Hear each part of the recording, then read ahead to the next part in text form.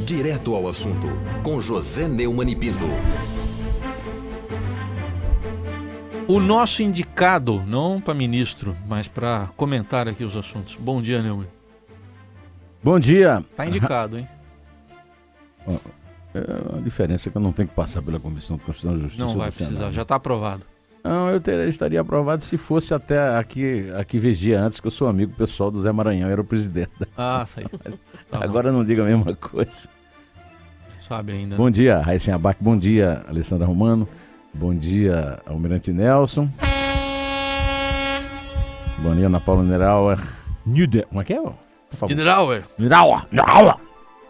Bom dia, Manuel Bonfim, vulgo Manu. Bom dia, ouvintes da Rádio Estadão 92.9. 1000% de informação e opinião. Vamos lá, então. Olha, o presidente Michel Temer confirmou a indicação do ministro da Justiça, Alexandre de Moraes, para a vaga do Supremo Tribunal Federal, que foi aberta com a morte do ministro Teori Zavascki no último dia 19. Bom, a indicação do presidente Temer foi antecipada ontem, né, pela colunista aqui do Estadão, a Vera Magalhães. Acontece que o presidente Temer ligou para os que não seriam indicados, bem ao estilo Temer, né, e para dizer que ia nomear o Alexandre de Moraes. E o fotógrafo do Estadão flagrou o Alexandre de Moraes dando a notícia pelo... Foto espetacular, né? Dando a notícia.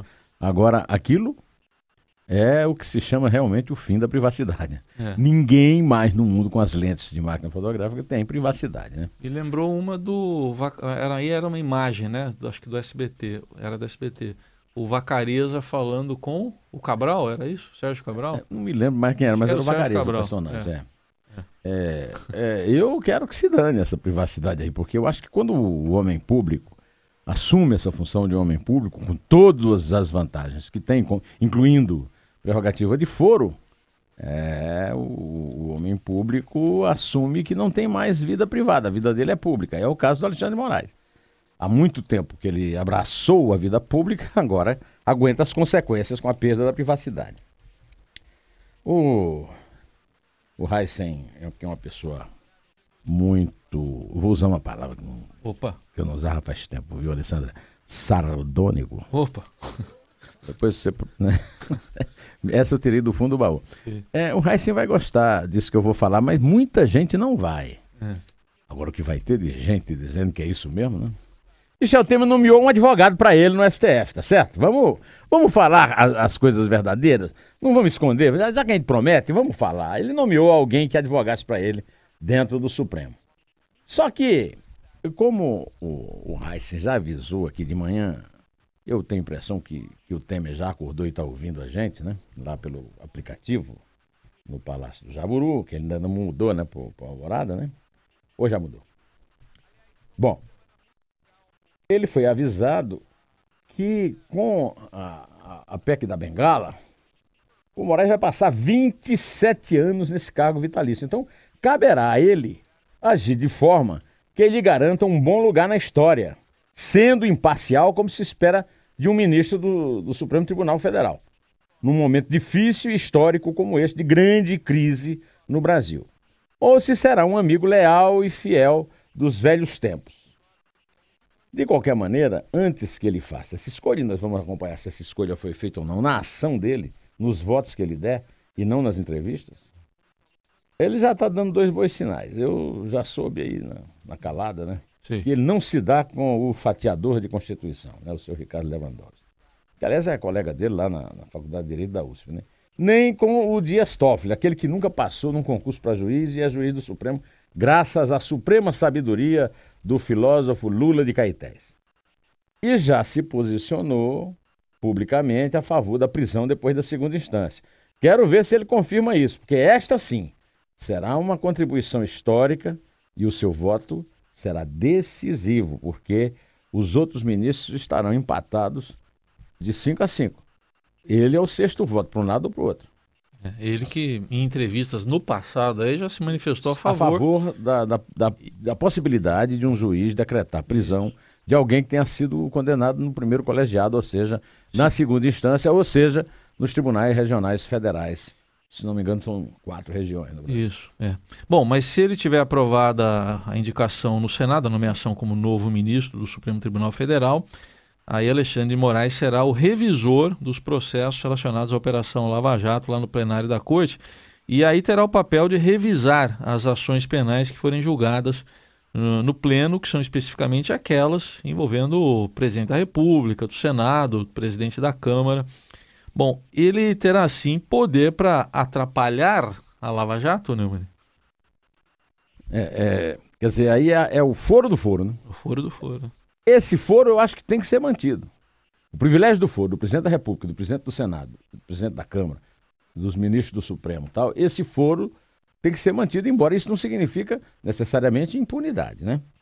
Agora, quanto ao Alexandre de Moraes, é o seguinte, Raíssa. Ou ele não criará empecilhos como revisor da Lava Jato no plenário, e aí somente nesses casos, né, do foro do foro, ou passará para a história na companhia de um dos seus conhecidos desafetos, o fatiador da Constituição, Lewandowski, aquele que rasgou a Constituição para garantir a Dilma vulgo Janete a possibilidade de concorrer ao emprego de merendeira de escola. Mais uma vez, a escolha é dele. A mim, aliás, eu acho que a nós, né? Que não podemos influir, nem podemos substituí-lo, nem nada. Só podemos fazer o que o Sérgio Moro fez. Do alto de seu prestígio, de brasileiro mais prestigiado hoje, né? Sérgio Moro, em Nova York, onde fez uma palestra lá na Columbia University, na qual funciona a melhor escola de jornalismo do mundo, desejou ao Alexandre de Moraes boa sorte. Se vovó fosse viva, eu pediria que ela rezasse por nós também, no que toca ao que ele pode fazer no Supremo, né, Raíssa? É verdade. Bom, agora, a gente falou ontem aqui, tem uma tese de doutorado dele, apresentada à Faculdade de Direito da USP, em julho de 2000. O hoje ministro da Justiça, Alexandre de Moraes, defendeu que na indicação ao cargo de ministro do Supremo Tribunal Federal fossem vedados os que exercem cargos de confiança durante o mandato do presidente da República em exercício, para que se evitasse, palavras dele, está escrito lá na tese, demonstração de gratidão política. Então, por esse critério, ele próprio, né, um dos citados aí, candidato à sucessão do ministro Teori, estaria impedido, indicado agora, estaria impedido de ser indicado. Então, pelo que Alexandre de Moraes, o doutorando, pensava em 2000, né? Parece aquelas coisas de direito americano, né? Kramer versus Kramer. Né? As ações de divórcio, né? Moraes versus Moraes, né? Bom, antes eu queria registrar que há uma coisa que está em desuso na imprensa hoje, que é o furo. Esse aí é um furo espetacular do melhor repórter do Brasil, hoje empatado ali com o Fausto Macedo, que é o Luiz Macluf de Carvalho, com quem eu já tive a honra de trabalhar. E por causa do fato de nós sermos contemporâneos, eu nunca, como eu também sou contemporâneo do Fausto Macedo, eu nunca vou poder disputar esse título de melhor repórter do Brasil, muito embora dispute e goze do título de companheiro de trabalho dos dois. Não me considero fazendo parte do trio, de qualquer maneira eu quero deixar registrado que Luiz Macluf é assim, ele é um repórter independente, foi ele que revelou a Lurian, a filha bastarda do Lula, e foi ele que revelou em entrevista com Paulo Tasso Venceslau, que foi o comandante das tropas guerrilheiras que sequestraram o embaixador americano Charles Elbrecht no Rio, o primeiro escândalo de corrupção nas prefeituras do PT, e agora ele ou ele topa com a notícia ou ele vai procurar. Ele pegou a tese, ninguém fez isso, ele procurou a tese, leu a tese, encontrou a notícia, publicou, e agora a tigrada dos concorrentes está reproduzindo, porque agora essa teoria do furo ela está meio embaçada por causa disso. As redes publicam tudo, né? Imediatamente saiu no Estadão, todo mundo já publicou. Bom, de qualquer maneira, primeiro eu quero dizer que ninguém precisa ser fiel ao que escreveu, né? Eu tenho muita vergonha de coisas que eu escrevi. Por exemplo, eu escrevi uma vez no jornal União de uma Pessoa, Elba Ramalho jamais será uma estrela. Sim. Então, quer dizer, nem por isso eu posso ser considerado um completo imbecil. Somente um imbecil, mas não um idiota. Um completo idiota, como diz o meu sogro Alexandre Xandim de Castro. Devemos...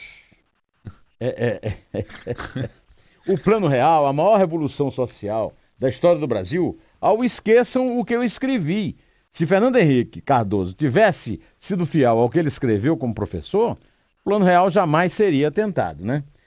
E meu conterrâneo Francisco de Assis Chateaubriand Bandeira de Melo, o mais importante jornalista e dono de jornal do Brasil no século XX, no começo do século XX, na primeira metade, um pouquinho no meio aí do século XX, disse e viveu a frase segundo a qual a coerência é a virtude dos imbecis. E eu, como sou do Sindicato dos Imbecis, pretendo sair dele não comungando, quer dizer, comungando com Chateaubriand. Tá bom, vamos continuar aqui. O jurista Luiz Flávio Gomes, a gente pode ouvi-lo aqui também, elogiou a obra e desempenho acadêmico do novo ministro, mas considerou a indicação de um militante político e funcionário de primeiro escalão do governo Temer um desastre, né? Quer ouvir para você dizer se concorda ou não? Por favor. A indicação como ministro do Supremo é um desastre. O Brasil não vai concordar com isso, com certeza. E o desastre é pelo seguinte: em primeiro lugar, por se tratar de uma indicação política, e nós não aceitamos mais isso. A sociedade brasileira está já amadurecida o suficiente para não aceitar que um presidente da República escolha a dedo fulano para ser ministro do Supremo. Sabemos que isso é histórico, mas estamos em pleno século XXI, não tem mais sentido que as indicações sejam políticas de acordo com as elites que estejam governando o país. O professor, olha, primeiro eu quero fazer jus à minha fama de dar crédito aos colegas, né? Quero dar o crédito à brilhante entrevista que o Wellington de Carvalho fez com o Luiz Flávio Gomes ontem no Estadão Noite, que eu assisti, e a entrevista é sensacional, né? De fato, o professor Luiz Flávio Gomes diz aquilo que eu também acho, e aí eu repito aqui, que é o seguinte: brilhante jurista, brilhante acadêmico, péssimo o ministro do Supremo ser político. A indicação dos partidos todos, tudo isso para mim pesou contra ele. Na minha opinião, é claro que na do Temer, beleza, o Temer achou o máximo, né? A antiga amizade também, com o Temer, pesa contra ele, mas pesa ainda mais o maciço apoio político que recebeu, a militância no PMDB e no PSDB, e a ligação umbilical com Geraldo Alckmin. Vai ter de deixar claro, desde o primeiro voto, sua independência, sob pena de sujar a biografia. Tem que fazer como Fachin, não como Lewandowski e Gilmar Mendes, que são citados pelo Flávio Gomes na entrevista como pessoas, ministros parciais no Supremo, um para um lado, PSDB e PMDB, o outro para o outro, PT. Vamos relembrar algumas coisinhas então aí da história. Por exemplo, o Collor nomeou Francisco Rezec para ministro das Relações Exteriores, depois devolveu lá ao STF. Também o primo dele, que está lá até hoje, né, o Marco Aurélio Mello. Sarney nomeou Celso de Mello, está lá o decano, que era assessor do homem de confiança, ministro da Justiça, o Saulo Ramos. O Itamar nomeou o ministro da Justiça dele, ex-ministro, né, o Maurício Correia. Fernando Henrique nomeou Gilmar Mendes, que foi advogado-geral da União. Também o PMDBista Nelson Jobim, que foi ministro de Lula, hoje transita em todas as áreas, né, suprapartidário. Lula, né, nomeou Lewandowski, amigo lá de São Bernardo do Campo, nomeou Toffoli, que foi advogado do PT e foi da AGU também. E a presidente Dilma escolheu o Fachin, né, um jurista respeitável, mas que tinha participado até da campanha dela. Como é que você vê essas experiências todas? É exemplo para todos os gostos. Né? Rezec saiu-se bem, destacando-se como técnico. Até hoje requisitadíssimo para pareceres. Marco Aurélio virou o espírito de porco da turma. Não deixa de ser um papel relevante lá no Supremo. Celso de Mello é muito respeitado como decano, mas para isso teve que romper com o padrinho por se pôr contra ele em uma ação. É o preço, né? Moraes nem precisa disso.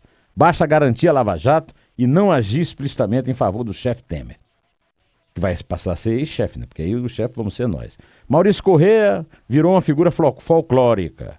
Gilmar Mendes também, só que de um modo diferente, né? Lewandowski é o fatiador, né? Dias Toffoli é marcado por duas preferências: a favor do padrinho Lula e contra a desafeta Dilma Janete. Zavascki e Fachin, nomeados por Dilma, são os melhores exemplos para Moraes. Sem falar em Barbosa e Aires Brito, militantes petistas declarados que nunca agiram para favorecer petistas nos seus julgamentos. Nelson Jobim será um exemplo a não seguir, de ministro aposentado que virou condestável da República e futriqueiro da política. Bom, tá aí um balanço para a gente refletir aí. Não é a primeira vez, longe disso, porque se indica alguém com esse perfil.